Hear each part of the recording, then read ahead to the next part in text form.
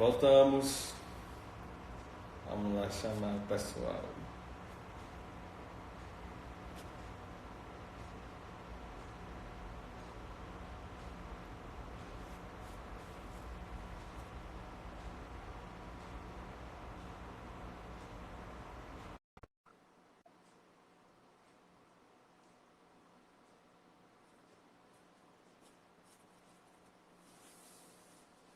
Então, inclusive, nessa década de 60 aí, começa as ideologias aí estão a todo vapor.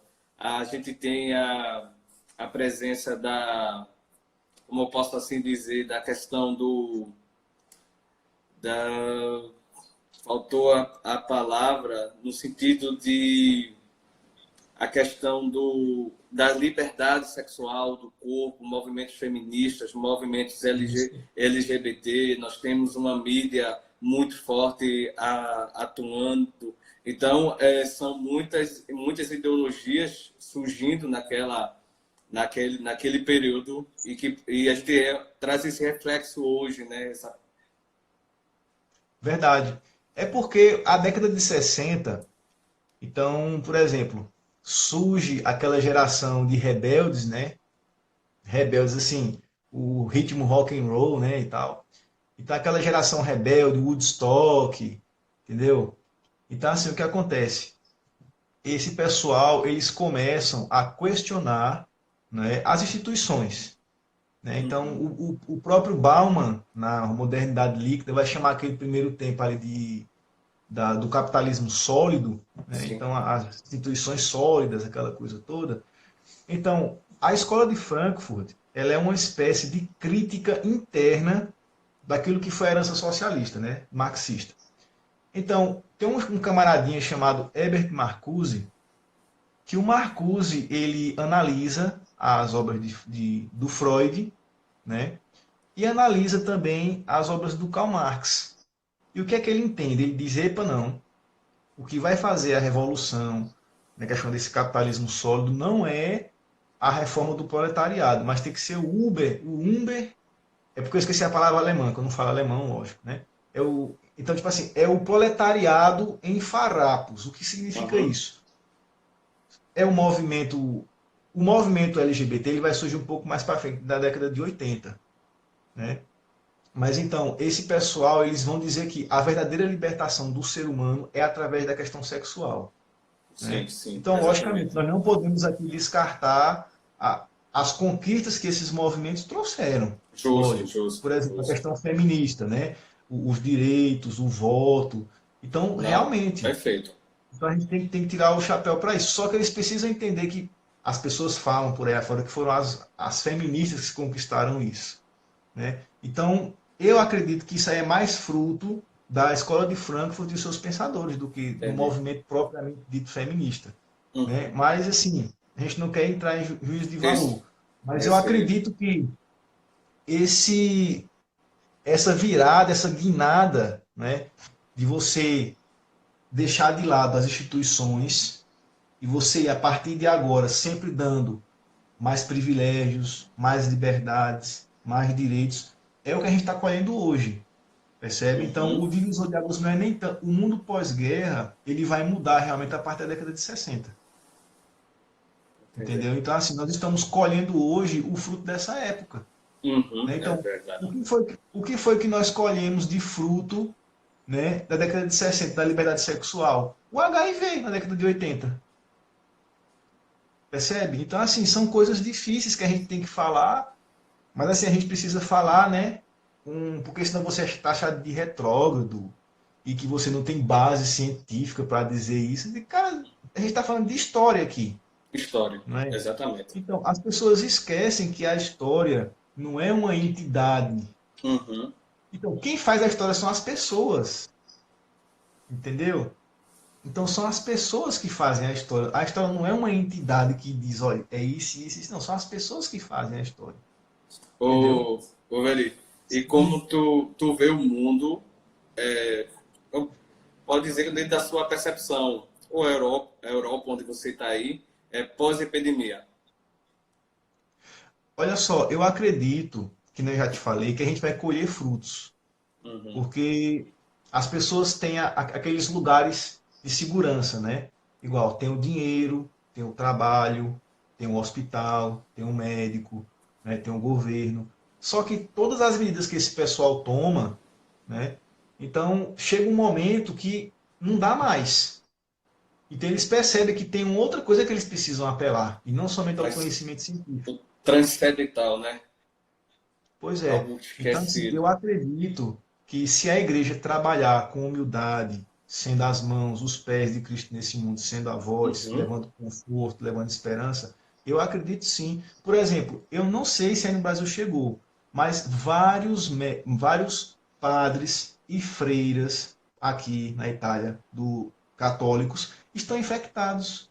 Esses dias teve um padre que ele recusou ficar com o aparelho respiratório e doou para os pobres da sua paróquia. E ele morreu. Então, assim, um cara desse é um herói, É verdade. entendeu? Então, assim, então a igreja precisa seguir esse tipo de exemplo, Aham. entendeu? Então, que nem a gente falou no começo, evitar certas críticas, né? Ouvir mais, porque se a gente ouve, a gente consegue ouvir a dor do outro e Exato. consegue ser mais efetivo. Porque se a gente Uhum. só prega, a gente não ouve, entendeu? Então, Uhum. assim, eu não lembro se foi Aristóteles que disse, mas o nosso sentido mais aguçado é a visão. Então, quando você ouve, qual é a sua primeira reação? Você se virar para ver o que está acontecendo. Então, quando você ouve a dor do outro, você consegue dar atenção e se virar e realmente ver o que o outro precisa. Exato. Ô, Percebe? Veri, Então, sim, nesse momento a gente pode ver aí o pessoal fazer algumas perguntas. O tema que a gente está tratando é a relevância da igreja neste momento do Covid-19. Então, uhum. como vocês aí, o pessoal que está nos acompanhando, você percebe a igreja como está atuando, a sua percepção e alguma pergunta aqui para a gente e para o Veridiano aí na Itália. Pode Pode ficar à perguntar para vontade. eles aí também, tá, gente? Fica à vontade. Então, a gente agora é um momento de interação aí. Vocês podem ficar à vontade aí quanto a pergunta e a gente tá por aqui, né, não, Veridiano? Veridiano, tua Eu água tô não por acaba aqui. não, é? Não, é o café que esfriou, já tô acabando ele já. O café aí é bom? Rapaz, o café tem uns café bons aqui, tá? Eles têm umas misturas de café que eles fazem aqui de café expresso muito bom. Graças a Deus, eu não tenho o que reclamar não. Pessoal, alguém tem alguma pergunta aí? A gente tá esperando aí. Fica à vontade aí, gente. Fica à vontade para tipo, fazer alguma observação, o que você percebe da atuação da igreja, ou como a igreja deveria atuar nesse momento, você como a igreja, a missão da igreja. Aqui, alguém falou aí, Veridiano. Sim, É, mais unida, mesmo que distante fisicamente. Eu acredito que sim. Eu acredito que realmente esse momento ele tem fortalecido. Porque é aquele discurso que a gente falou no início, né? Mais ou uhum, menos na metade do outro vídeo, que esse momento de estar em casa, de realmente rever certos valores que a gente deixou para trás, realmente vai fortalecer não somente a família, mas consequentemente a igreja e a sociedade. Entendeu? verdade. Eu acredito que é um momento de reflexão, né? Ver onde é que a gente está errando, ver onde a Exato. gente precisa melhorar, né? Porque as pessoas pensam, eu vou falar assim, a questão mais questão de liderança, que eles são intocáveis e que eles não erram, porque são homens de Deus, né? Mas quem foi que disse a você, meu filho? O próprio Paulo, quando você vai ler as epístolas, Paulo diz, ó, Timóteo, a confusão foi tão grande aqui que a gente chegou a ponto de desesperar da vida. Paulo vai dizer isso lá em Timóteo. Então, assim, quem somos nós para dizer que a gente também não vai desesperar? A gente não pode, a gente pode errar, só que é o momento da gente ver aonde nós erramos, o que nós podemos fazer para melhorar. Então, eu acredito que o caminho é esse. O Eu tô caminho não é entendendo. dar a culpa aos outros, mas não, a gente dá a Uhum, culpa, ver onde a gente errou e diz, ó, eu errei assim e assim.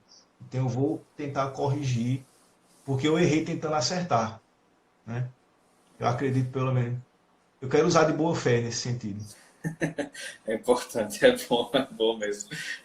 Pessoal, mais alguém aí tem alguma observação, alguma pergunta para a gente?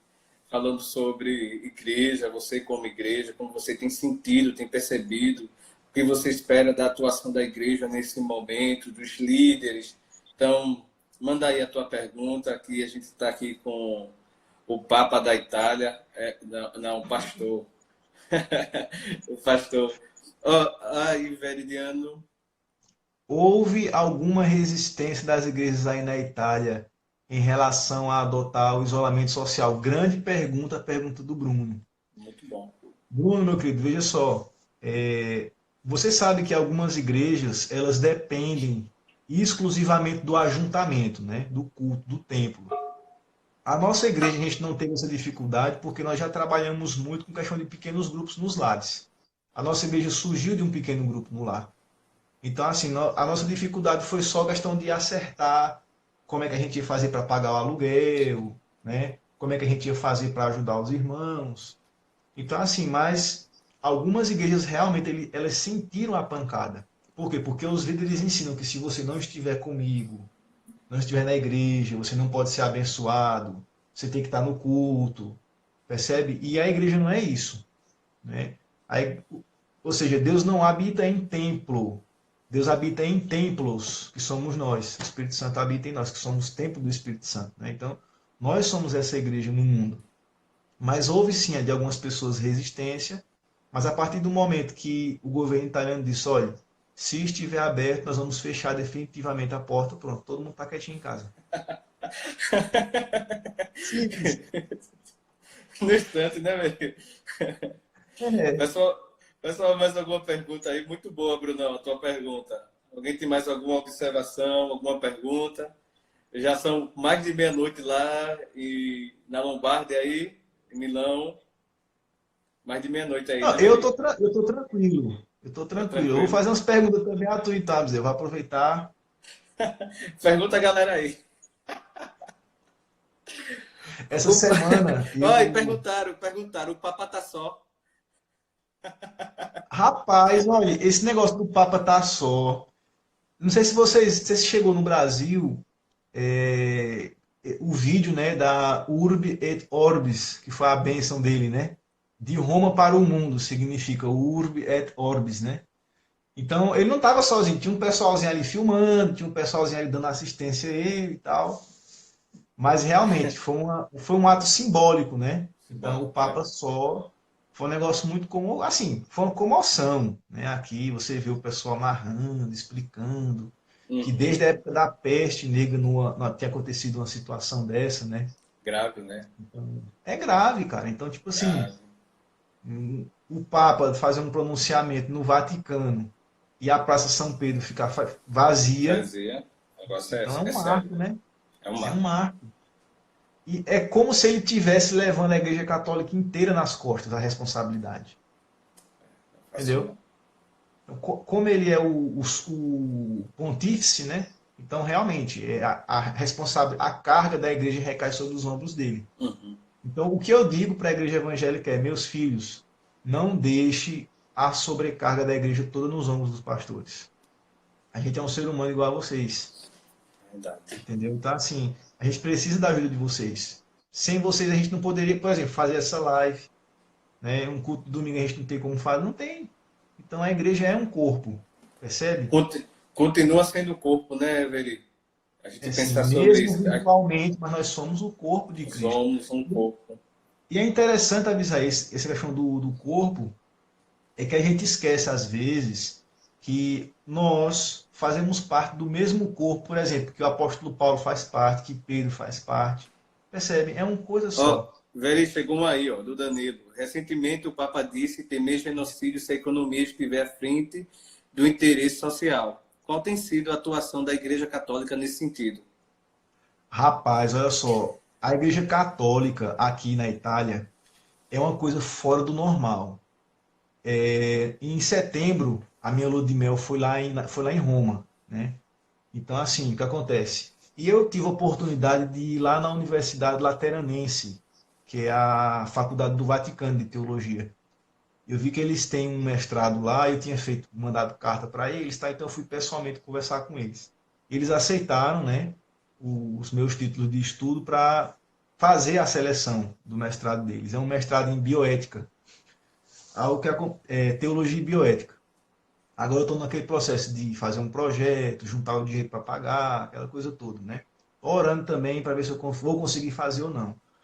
Mas você precisa ver a estrutura que a Igreja Católica tem aqui, cara. Ó.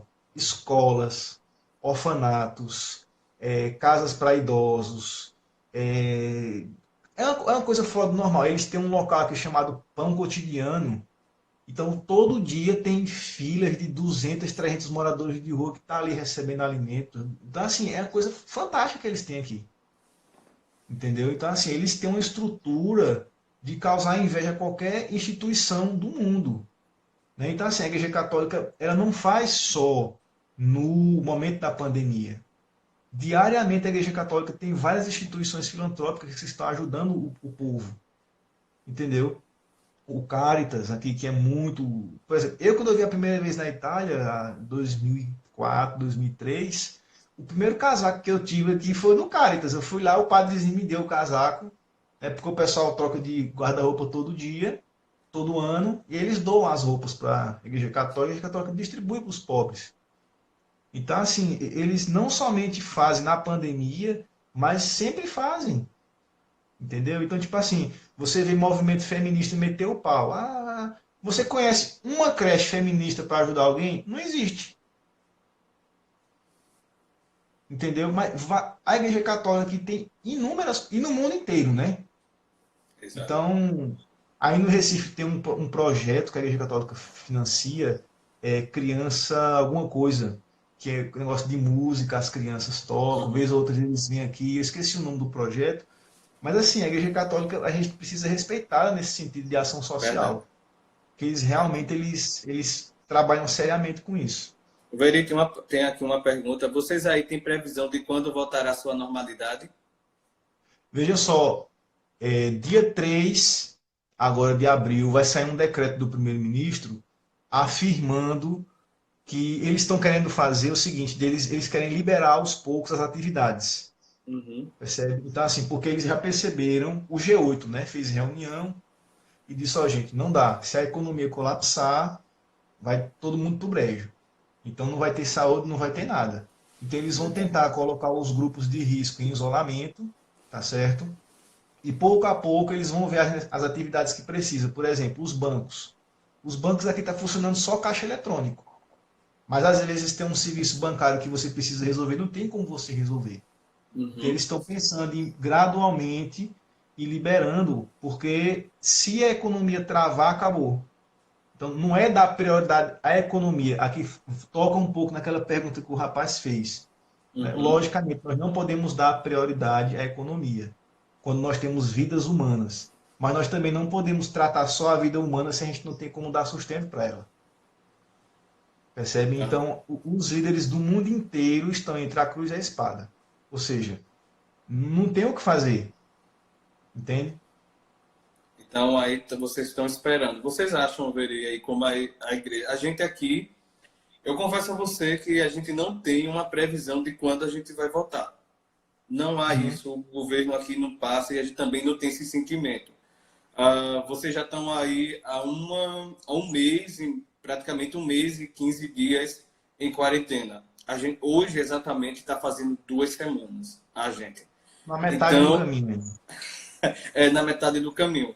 Então, a percepção que você tem aí na Itália é que os líderes estão indo aos poucos, gradualmente, para um isolamento vertical, né? É sim. E, Porque, assim, eu acho que o pessoal faz isso com o coração na mão. exato. Né? Porque logo no início, o prefeito aqui de Milão, ele quis fazer o isolamento vertical. E essa Uhum. semana ele deu uma entrevista dizendo ó, que se arrependeu amargamente. Só que, na nossa análise, não foi somente a política que teve culpa. Quem acompanhou o vídeo do início viu que as pessoas não ouviram o apelo da região da Lombardia e as pessoas saíram por toda a Itália espalhando o vírus, porque a Lombardia tinha que ficar fechada. Quando eles souberam. Então, assim, a mídia tem culpa, porque como é que o primeiro-ministro vai lançar um decreto à meia-noite e 11h30 a mídia lançou na mídia, dizendo isso, que ó, o primeiro-ministro vai fechar a Lombardia. Percebe? Aí Então, assim, deu tempo o pessoal sair. aí olha só, misericórdia, vão fechar a Lombardia. Então, quem tinha família no sul da Itália, no centro ou mais no norte, próximo à Áustria, o pessoal pegou o trem, pegou o carro e saiu da Lombardia e espalhou o vírus por todo lugar. Porque nem sabia que estava contaminado, né? Não apresentava os sintomas. Preço grande, né, Veri? É a teimosia, né, cara? Então, Preço assim, grande. então você precisa ver que nós estamos com um impasse. Tem Uhum. pessoas, por exemplo, quem é concursado, ótimo, cara, você vai receber seu salário, beleza. Mas e o tiozinho ali que vende cachorro quente na esquina? Percebe? Ah, Ou, mas tem que fazer isolamento. Ótimo, beleza. Eu tenho minha casinha aqui, faço isolamento, tem internet, tem Netflix, beleza. Mas e aquelas pessoas que moram numa palafitazinha ali, que mora 5 pessoas num cômodo só, como é que faz? Veri, aí você passa pra gente que uma realidade, a nossa realidade aqui, também é de muitos italianos, né? Esse Uhum. medo, esse desamparo, a questão financeira pesando aí também, o medo, as mortes diariamente, é uma situação complicada. O sentimento que você iniciou aí, para quem está acompanhando a gente, vivendo o vale da sombra da morte. Essa frase é muito forte. É. Porque, veja só, aqui na Itália é um povo que não tem um quarto da violência que existe no Brasil. Então, assim, o Brasil é um país que mata mais de 50 mil pessoas por ano. Você sai na rua com medo de ser assaltado, a mulher de ser violentada, etc. Aqui, quando acontece um assassinato, os caras ficam 3 meses falando do assassinato. Por quê? Porque não tem essa violência que tem no Brasil. Uhum. Então, você percebe que eles são muito mais abatidos pelo sentimento da perda, da violência, do luto, do que o brasileiro. Porque o brasileiro é como se ele já vivesse É verdade. assim, no meio da violência, percebe? E Uhum. aqui não, aqui você não vê uma briga. Acontece o seguinte, eles levam, por exemplo, um freou o carro na frente do outro, não deu precedência numa rotatória. Eles abrem a porta do carro, um xinga o outro, porca miséria, e dá nisso. No Brasil não, o cara já puxa o revólver, quer matar ele, matar a família e o cachorro, É entendeu? complicado. Então assim, e você vê, porque o europeu, eu não sei se chega a notícia da Europa toda aí, né? Mas, por exemplo, tem amigos meus que estão em Portugal, que estão na Espanha, estão no Reino Unido, e eles falam, cara, o europeu ele está totalmente quebrado, no sentido que eles acreditavam na ciência, na economia, e agora nem a ciência nem a economia estão dando garantia para eles. Ô, Então, Veri, eles pedem para a gente orar por eles. aí a gente volta tratando a questão do humanismo, né? Essa coisa, né? Né? O poder no próprio homem, daquilo que eles têm em suas mãos. E ver que isso é limitado. Aí É sim, agora a porque, transcendente. porque eles não têm mais para o que apelar, Exatamente. entendeu? Não tem. Igual eles veem as pessoas de fé, então eles dizem, cara, eu quero ter essa fé, eu preciso ter essa força, porque a economia e a ciência não conseguem dar isso, entendeu? Então Verdade. aqui, lógico, eu não estou entrando em questão de juízo de valor, porque eu acredito o seguinte, que Deus ele se revela pela revelação especial, que é a Bíblia, e tem a Exato. revelação natural, que é a ciência. Então a ciência estuda a revelação natural de Deus, ela vai chegar, ela vai apresentar, ó, existe um Criador. E a revelação diz, olha, aqui tem um Criador. Então as duas se convergem para apresentar Cristo, que é a verdade. Amém. Entendeu? Ô, Veli, a gente já está aí partindo já para os nossas considerações. Eu louvo a Perfeito. Deus por esse momento, foi muito bom. Que a gente possa ter outros momentos semelhantes, com outros temas, e a gente trazer conhecimento, trazer luz, ser instrumentos de Deus Amém. para nossa geração, né? E o nome do Senhor foi glorificado. A gente falou da relevância Glória da a Deus. igreja, e a igreja é um instrumento de Deus neste mundo, e nós temos uma missão, e aqui ficou muito claro quando você passou isso para a gente. Então, faça as últimas considerações aí, e particularmente eu agradeço a Deus pela tua vida, a vida da tua família. Deus continue abençoando o teu ministério. Nós que fazemos a juventude, tem um bom grupo de jovens que passou por aqui. Estamos felizes. E quem sabe um dia novamente vamos ter a oportunidade de tê-lo aqui fisicamente com a gente. Então, Deus abençoe, Veri. Fique à vontade aí. Amém. Eu agradeço a cada um de vocês que participou, né? Agradeço, fico muito honrado por essa oportunidade, tá certo? De poder compartilhar alguma coisa da palavra de Deus, algumas experiências, tá certo? E digo, se você gosta também de discutir sobre esses assuntos assim, um pouco mais sérios, eu recomendo meu canal, né? Vender meu peixe aqui. Mostra Então, aí. vai lá no Teologia. Teologia Liberada, não é liberal, tá certo? Teologia liberada, por quê? Porque é a teologia liberada para todos, né? De forma gratuita, de forma concisa, como tem que ser a teologia, né?